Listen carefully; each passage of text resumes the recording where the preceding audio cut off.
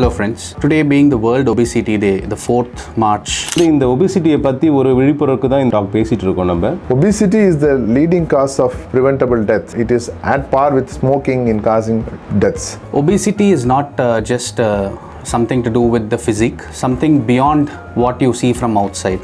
உடல் எடை கூடுவதால் blood pressure uncontrollable range நிறைய மாத்திரைகள் எடுத்தும் கூட பிரஷர் கண்ட்ரோலே ஆகிறதில்ல. சுகர் இன்சுலின் உட்பட எல்லா ட்ரீட்மெண்ட்டும் கொடுத்தாலும் கூட sugar control ஆகிறதில்ல.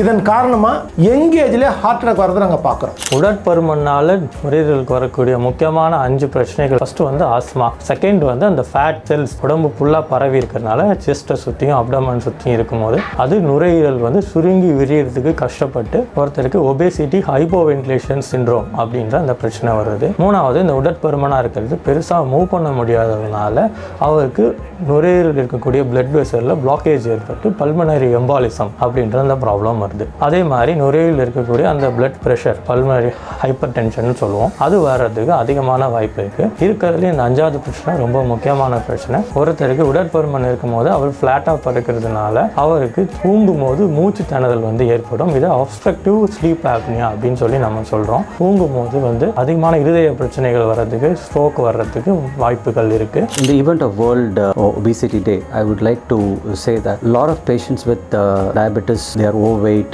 obese, their blood sugars are not under control. So primary factor is that you have to keep your blood sugars well under control, follow your doctor's advice, take your medications regularly and follow the diet advice. This is a weight loss program which is very useful to you. இந்த weight loss programல வந்து ரொம்ப ஈஸியாக வந்து பெரிய strict diet எதுவும் follow பண்ணாமல் எப்படி weight loss program பண்ணுறோம் அப்படின்றது தான் மேட்டர்ஸ் இயர். இப்போ இருக்கிற சிச்சுவேஷன் அண்ட் ஜென்ரேஷன்ஸ் நிறைய நைட் ஷிஃப்ட்ஸு, ஸ்ட்ரெஸ்ஸு அப்படின்றதுனால வந்து எல்லோரும் ப்ராப்பர் ஹெல்த்தி டயட் ஃபாலோ பண்ணுறதில்ல and more piece of sleep வந்து 8 hours நிறைய பேர் ஃபாலோ பண்ணுறதில்ல. ஒபிசிட்டிக்கு வந்து எல்லாமே நம்ம பிளட்ஜ் எடுத்தோம்னா கண்டிப்பாக வந்து நம்ம ஹெல்த்தியான லைஃப் ஆகலாம். ரெண்டு விஷயம் தான் நம்ம மெயினாக பண்ண வேண்டியது. நம்மளுடைய டயட்டில் கொஞ்சம் கான்சன்ட்ரேஷன் பண்ண வேண்டியது. அது கூட ஒரு ரெகுலராக அட்லீஸ்ட் ஒரு ஃபிசிக்கல் ஆக்டிவிட்டி, ஜஸ்ட் வாக்கிங், ஒரு half an hour to 45 minutes daily walking and consciousness about the diet. First, you need to try out non-surgical options, and only when those fail, there is a role for surgery.